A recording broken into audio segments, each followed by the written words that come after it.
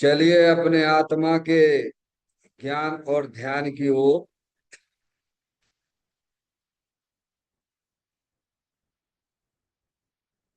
अपने चंचल मन को एवं चंचल उपयोग को स्थिर करने के लिए जिनवाणी माता के माध्यम से अपनी वर्तमान ज्ञान की पर्याय में सम्यक भीत ज्ञान उत्पन्न करते हुए शरीर शरीर से संबंधित जितने भी चेतन अचेतन पदार्थ हैं उनका मुझ भगवान आत्मा के साथ में किसी भी प्रकार का कोई संबंध नहीं है। इस प्रकार समस्त पर पदार्थों में अपने संबंध की वृत्ति को छोड़ते हुए अंदर में जो अखंड ज्ञान ज्योति स्वरूप भगवान आत्मा है, जो कि सदा काल शरीर आदि पर पदार्थों से भिन्न एकमात्र शुद्ध पूर्ण ज्ञानानंद स्वरूप है, ऐसा अपने आप को जानो और ऐसा ही अनुभव करो कि वर्तमान में ही मेरा यह भगवान आत्मा शरीर आदि पर पदार्थों से भिन्न एकमात्र शुद्ध अखंड ज्ञान ज्योति स्वरूप ही है।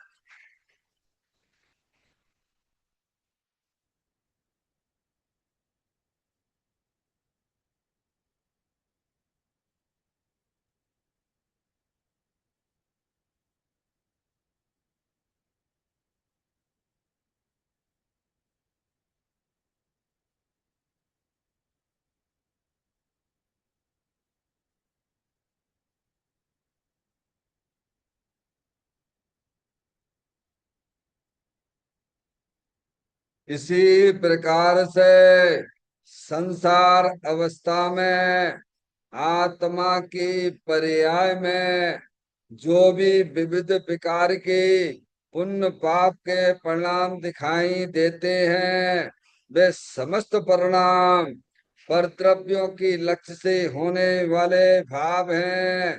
वे हमारे आत्मा का स्वभाव नहीं है।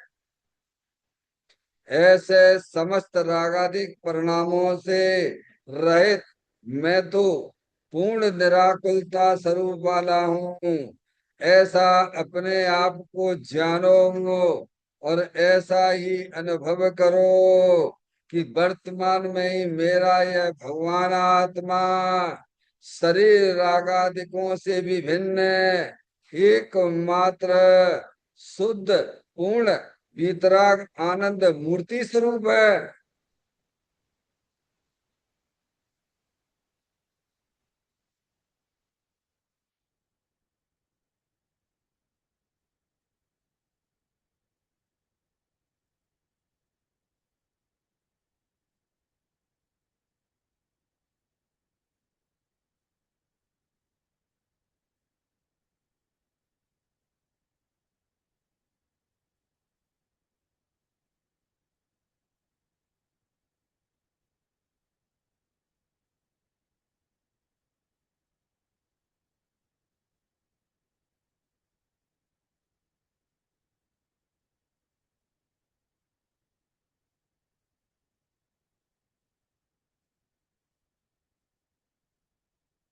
इसी प्रकार से संसार अवस्था में आत्मा की पर्याय में जो पर के लक्ष्य होने वाली जो ज्ञान की पर्याय है, वह भी हमारे आत्मा का स्वभाव नहीं है। वह तो इंद्रिय जनित ज्ञान है। इस प्रकार शरीर रागादि और परलक्षी ज्ञान के पर्यायों से विभिन्न मैं तो एकमात्र शुद्ध अखंड ज्ञान ज्योति स्वरूप भगवान आत्मा हूँ, ऐसा अपने आप को जानो और ऐसा ही अनुभव करो कि वर्तमान में ही मेरा यह भगवान आत्मा शरीर रागादिक और खंड खंड ज्ञान के पर्यायों से विभिन्न एकमात्र शुद्ध अखंड ज्ञान ज्योति स्वरूप ही है।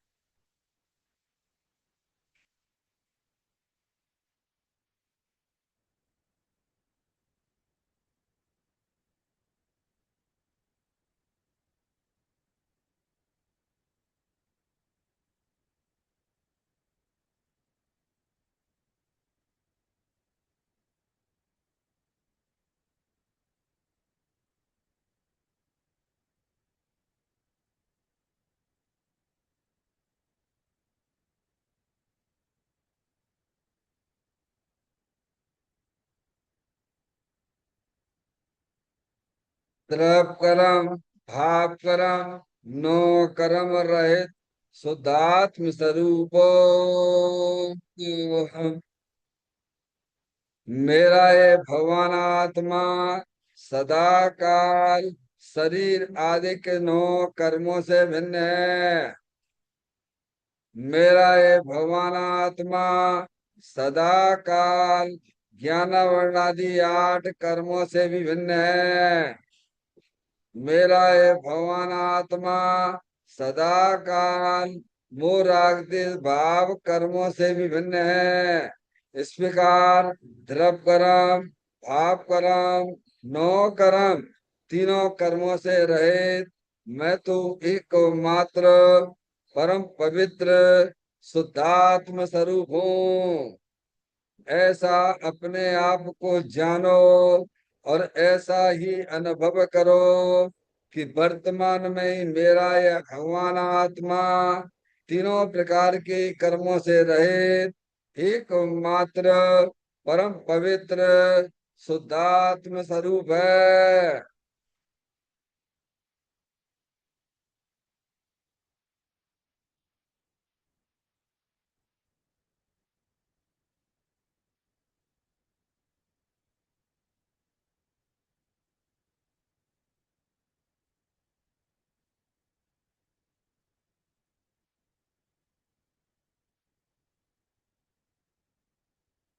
ओम नमः सिद्धेभ्य। ओम नमः सिद्धेभ्य। ओम नमः सिद्धेभ्य। चिंतामणि सम स्वयं का चैतन्य तत्व महान है। निज का करूं मैं चिंतवन निज का करूं श्रद्धान में। सोता तुम्हारी देव है जो गुण अनंत निदान है। मैं स्वानुभव में देख लूं आत्मा स्वयं भगवान है।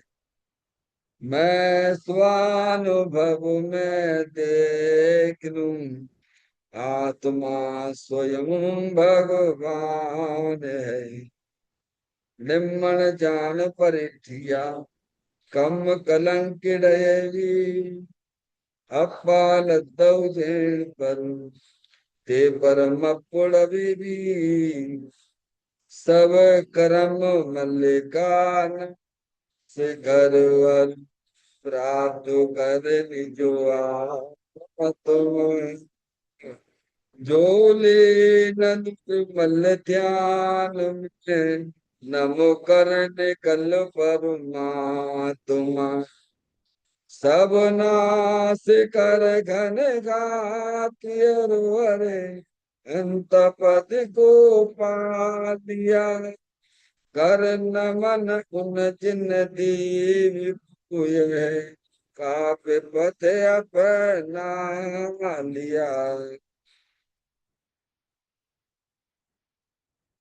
श्री योग सारथी नामक परम आध्यात्मिक ग्रंथ स्वाध्याय हेतु में विराजमान है।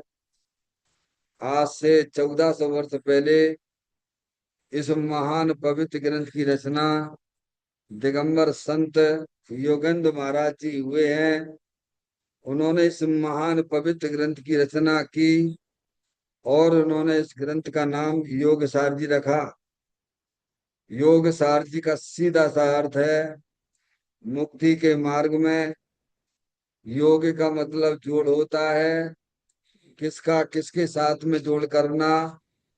तो अरिहंत परमात्मा कहते हैं कि अपनी वर्तमान शुद्ध ज्ञान की पर्याय का अंदर में जो अपना त्रिकालिक ध्रुव भगवान आत्मा जो कि सदा का द्रव्य कर्म भाव कर्म नौ कर्म से रहित शुद्ध अखंड ज्ञान ज्योति स्वरूप है।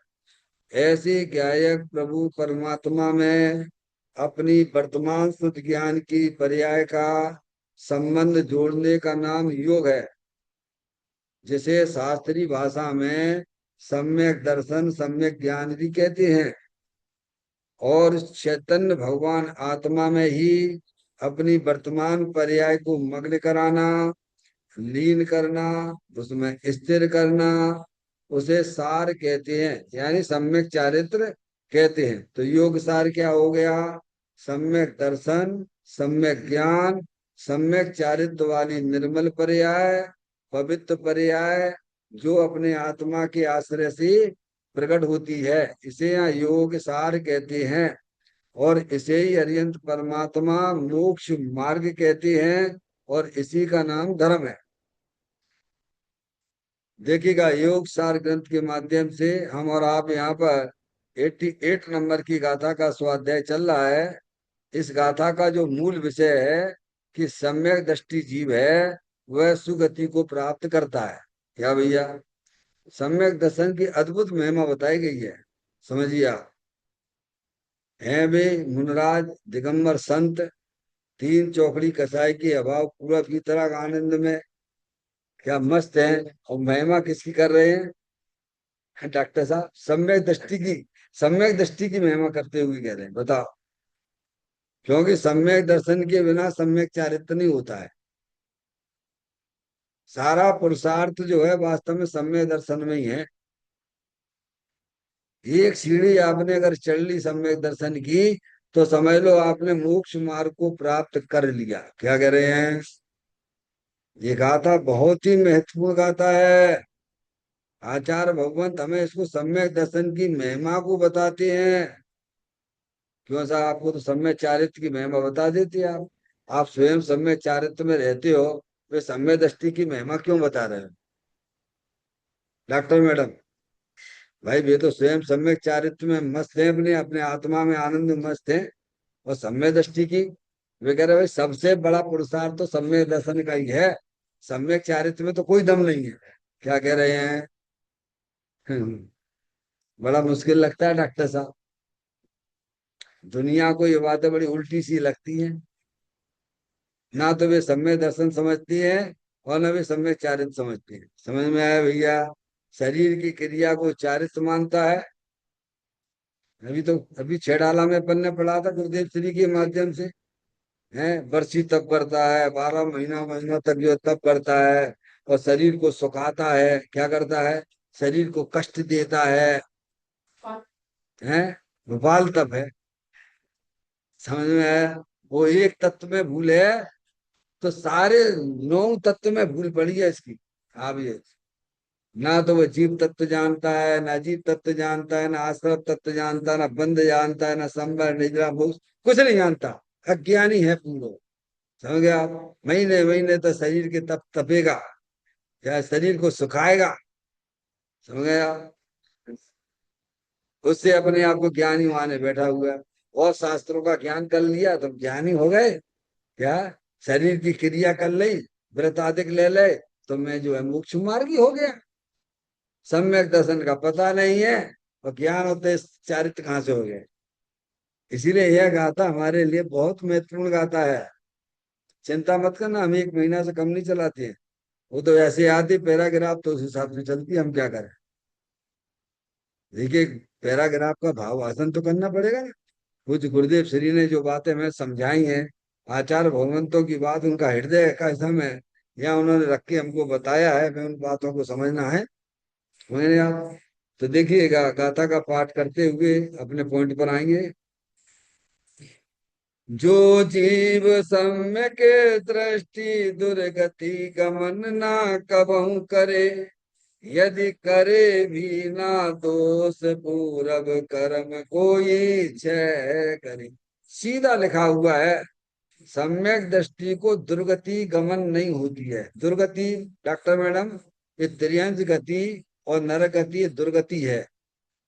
वैसे तो चारों गतियां दुर्गति है मोक्ष की अपेक्षा से। अपेक्षा लगा लीजिए आप, यहाँ इस गाथा में त्रियंज गति और है नरक गति को दुर्गति कहा जा रहा है। अपेक्षा लगाओगे तो कहीं कोई चक्कर नहीं है। और कदाचित अगर ज्ञानी सम्यक दर्शन रहेगा तब तक ये गतियां उसके नहीं होंगी। और कदाचित अज्ञान अवस्था में त्रियंज गति या नरक गति का बंद कर लेता है जी, तो उस गति में तो जाना पड़ेगा डॉक्टर साहब। इस गति में तो जैसे राजा श्रेणिक है, सातवें नरक से पहले नरक में आ गए, सम्यक दर्शन बाद में हुआ। और जिन जिनको सम्यक दर्शन हुआ है और सम्यक दर्शन के बाद आयु बंधी है, तो आप देख लीजिए, शेर की पर्याय को देख लीजिए आप। अरे भाई, महावीर भगवान को शेर की पर्याय में उस समय उनकी आयु नहीं बंधी थी। शेर की पर्याय में, अगर शेर की पर्याय में पहले आयु बन जाती क्या, तो जिस गति में जाना उस गति में जाना पड़ता। लेकिन सिंह सिंह की पर्याय में उस समय उसकी आयु बंद नहीं है भाई। सात कर्मों का बंद हर समय हो रहा है, आयु का तो त्रिभाग में होता है।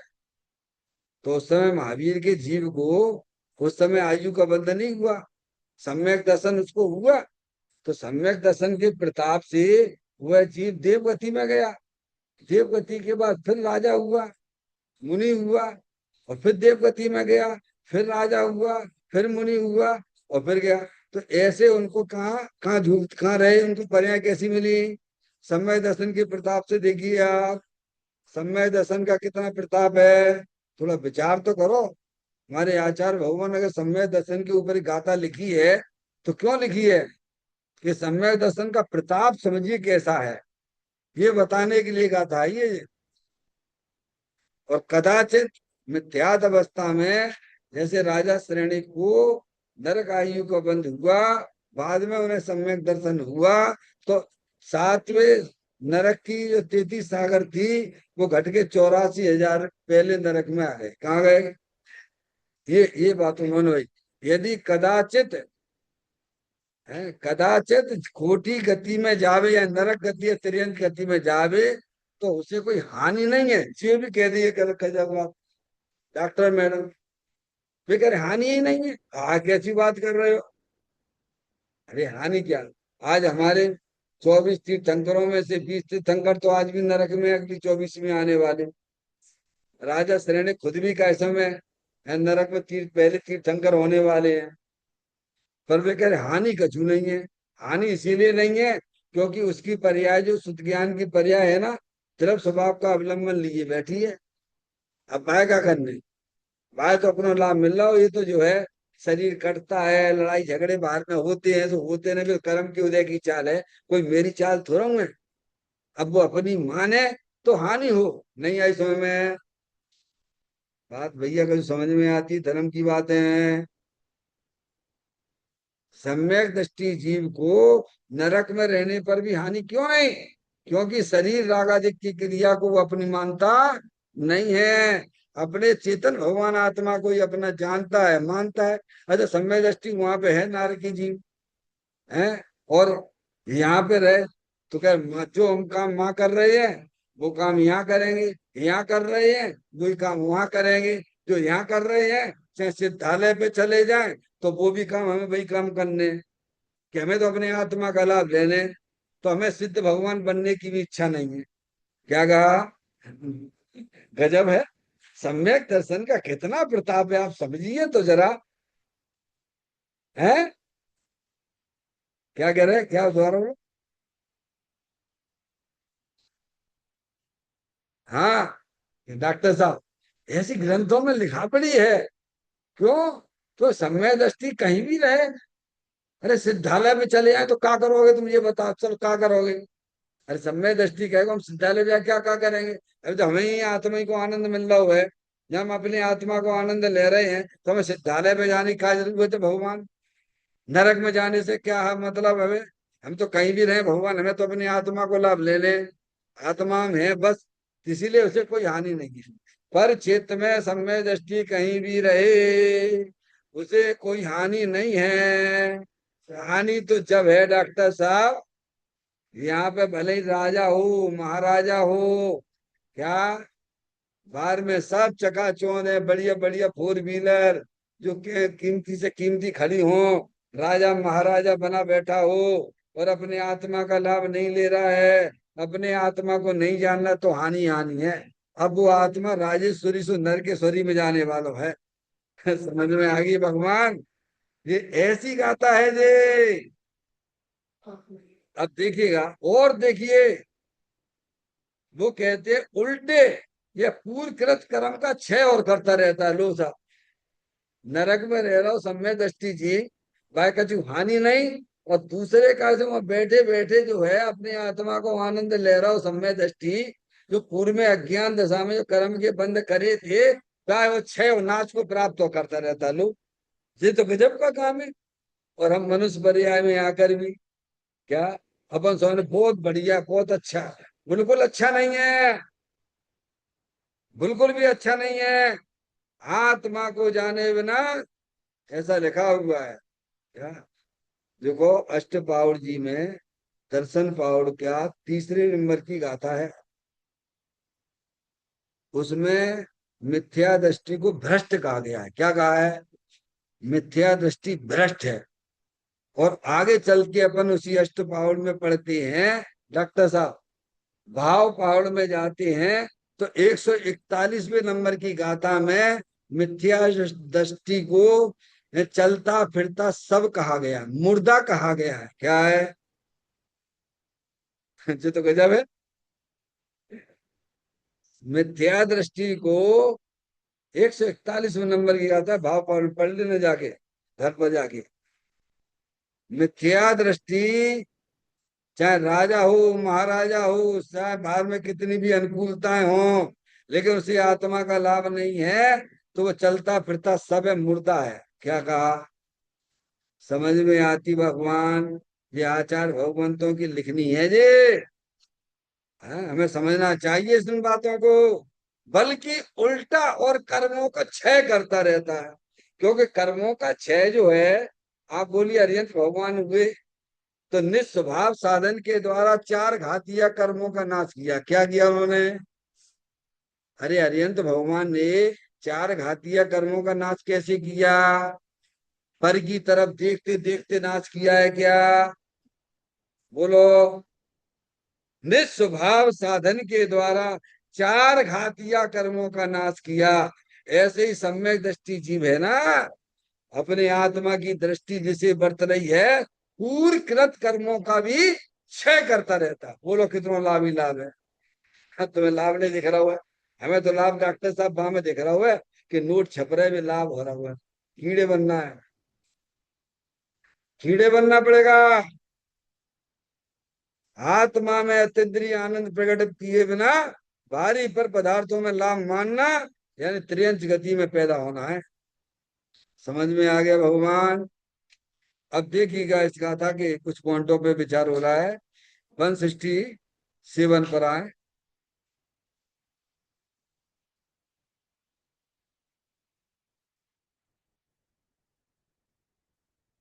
167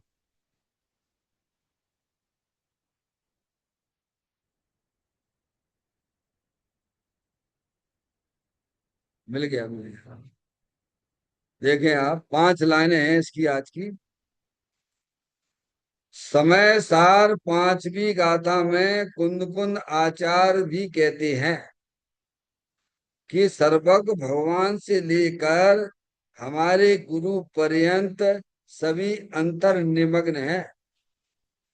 उन्होंने हम पर कृपा करके यह उपदेश दिया है। भगवान तू शुद्ध है। यह सुनकर हमको प्रचुर संवेदन प्रकट हुआ है। आचार्य देव ने यह नहीं कहा कि हमारी पात्रता देखकर गुरु ने उपदेश दिया।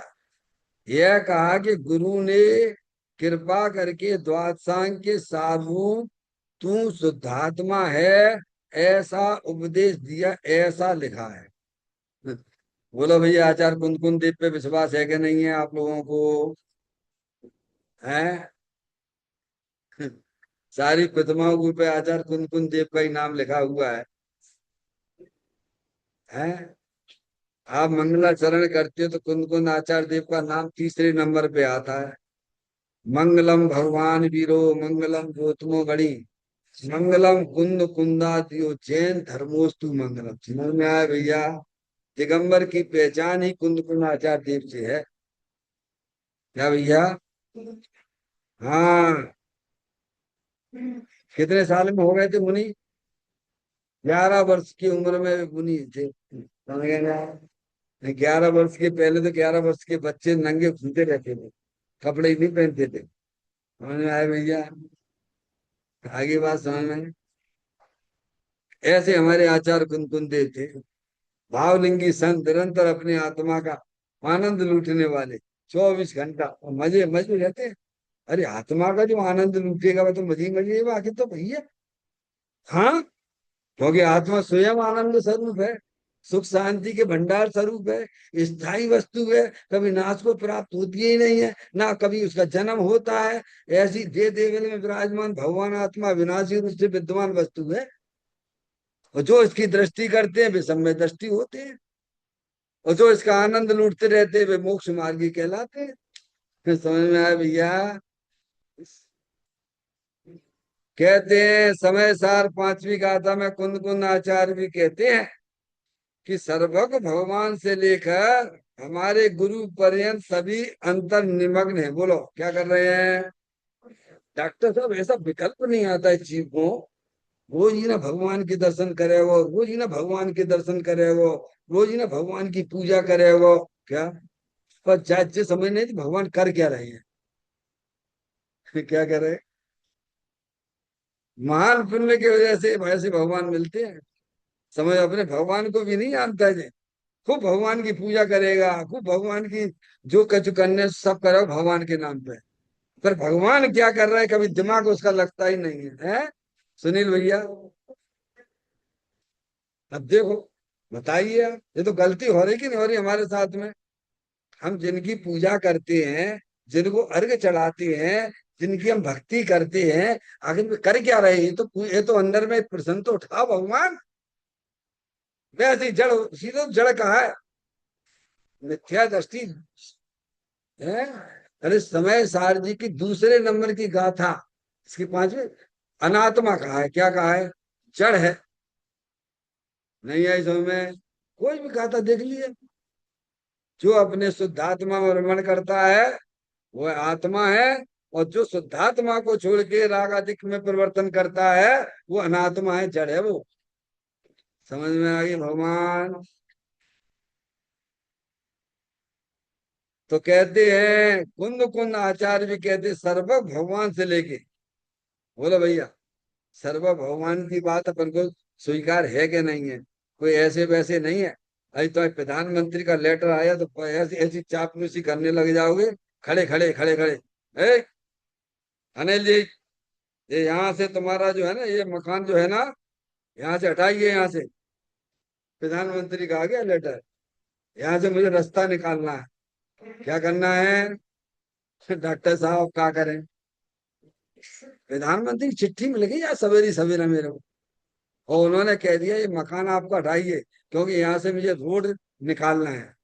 तो डॉक्टर साहब आप क्या करोगे? ये लो, ये रजिस्ट्री देख लो, देख लो, ये रख उधर साइड से, साइड से रखो रजिस्ट्री पहले। किसका लेटर है जी? है यहाँ की कोई टीआई या वो जो भी यहाँ है, कमिश्नर कलेक्टर वगैरह आए कि साहब ये हमारी रजिस्ट्री तो देख लो साहब, ऐसा कैसे कर रहे हो? ये देख रहा है किसको लेटर है ये? ये किसका है ये? हम कौन की बात मानेंगे? तुम्हारी बात माने तो सस्पेंड हो जाए, समझ में आएगी कि नहीं? ये रजिस्ट्री रखा है उधर उस साइड से रखे, ये प्रधानमंत्री का है ना, समझ, डॉक्टर साहब, उनकी बात हमें स्वीकार करना पड़ जाती है। प्रधानमंत्री के देश में रहना तो प्रधानमंत्री की बात मानना, और भगवान तीन लोग के नाथ कह रहे हैं, जिनकी बात हमें रहे से हल्के में ले लेते। कछ नहीं, कछ नहीं, कछ नहीं, चलने दो, चलने दो, जुगत जाना पड़ेगा। जो भगवान की बात को नहीं सुनते हैं, भगवान की बात अंगीकार नहीं करते हैं, वे जुगत कामी है वे। समझ में आ गया भगवान? कहते हैं सर्वक भगवान से लेकर हमारे गुरु पर्यंत, क्या, आचार्य कुंकुन देव सर्व भगवान ले लिया उन्होंने, है गुरु, उनके गुरु, समझ गए, जो दीक्षा जिनसे ली वे गुरु पर्यंत क्या कर रहे हैं? तो सभी अंतर निमग्न है, कहाँ है? अपनी आत्मा में मग्न है। कैसे हैं? उन्होंने अपने उपयोग को कहाँ लगाया माता जी?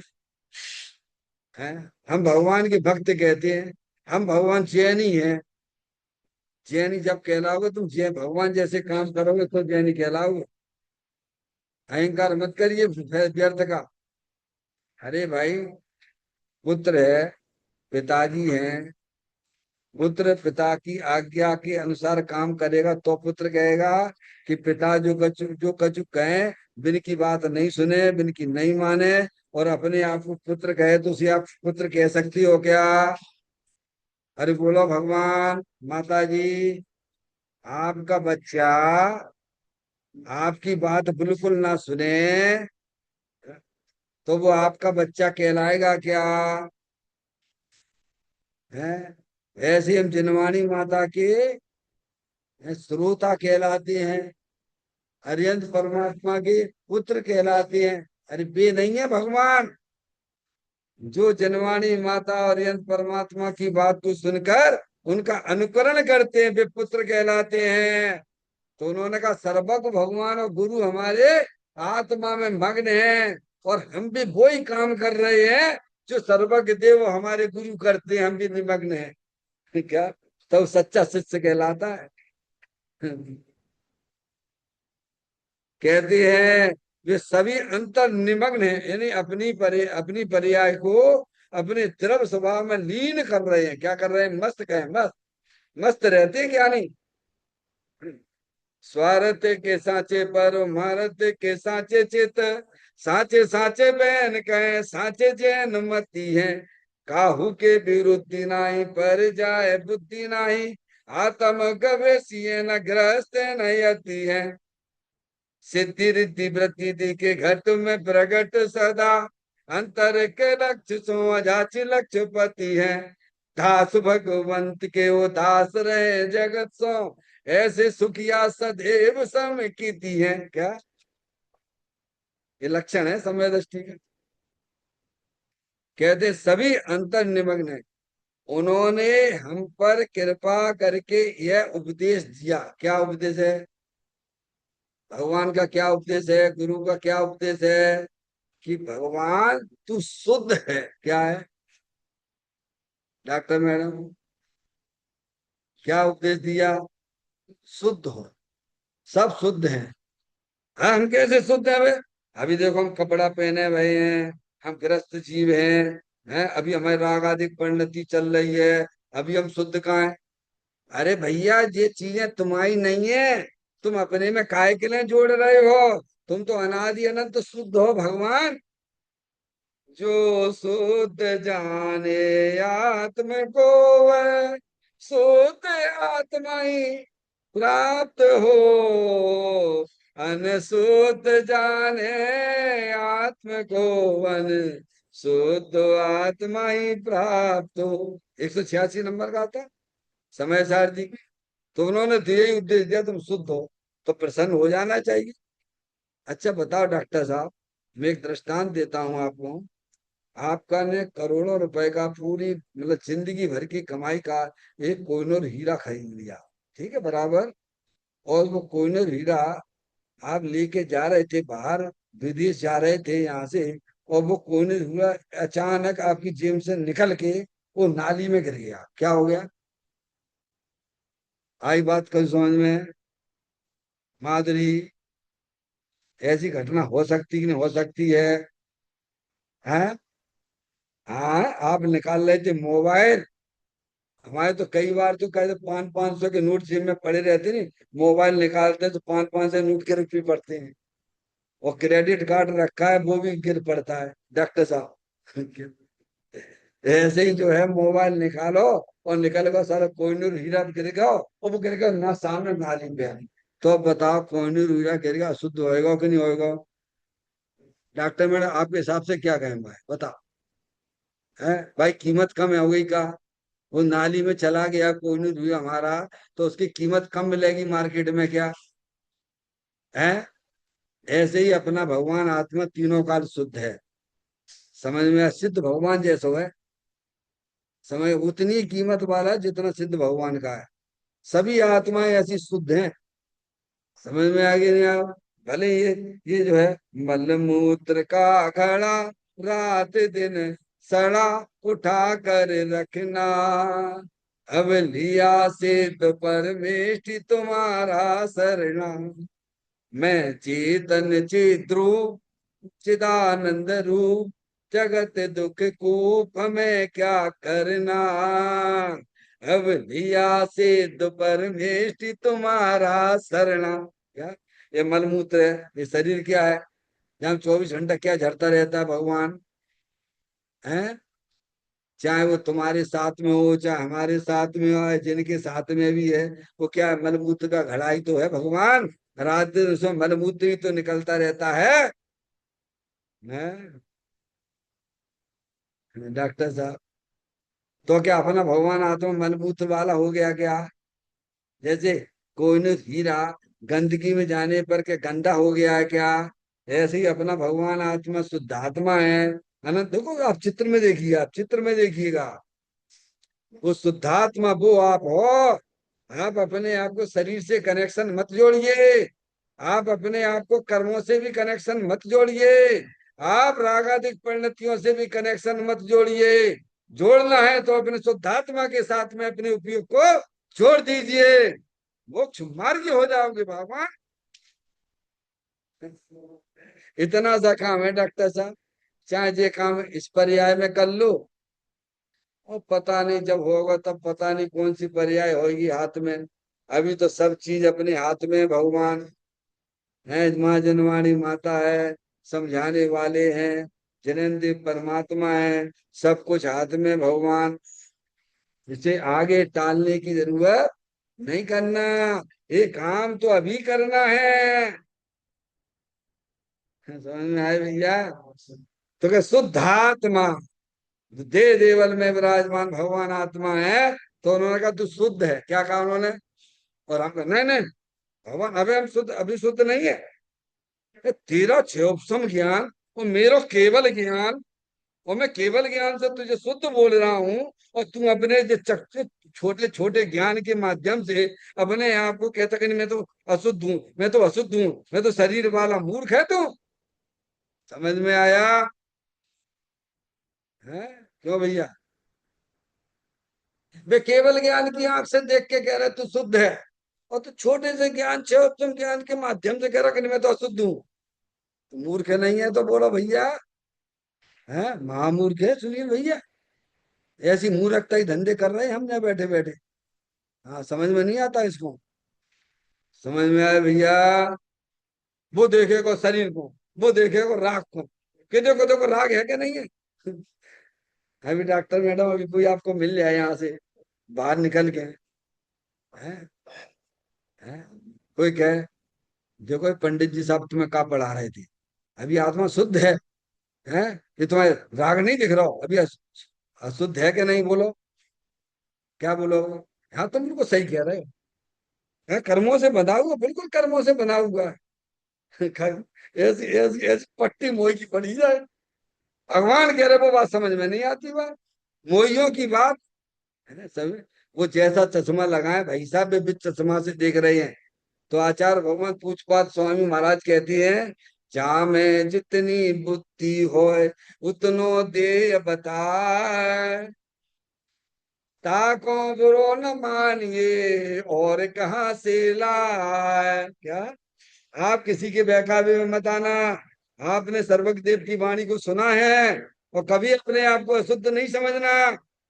आत्मा शरीर में रहने पर भी अशुद्ध होता नहीं। अरे आत्मा रागादि के साथ रहने पर भी अशुद्ध होता नहीं, ऐसा भगवान ने हमें बताया है।